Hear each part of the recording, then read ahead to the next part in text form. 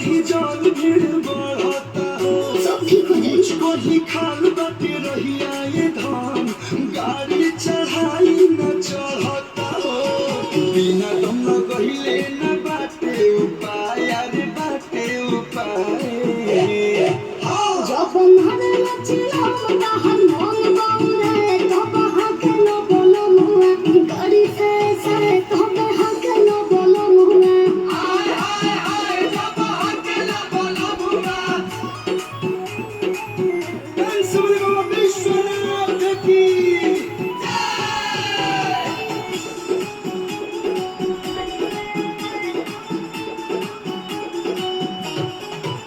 गाजा पियल न हटे अपराध किला लख करो तारू ई तो बाबा के हटे प्रसाद ये धन काहे डरो तारू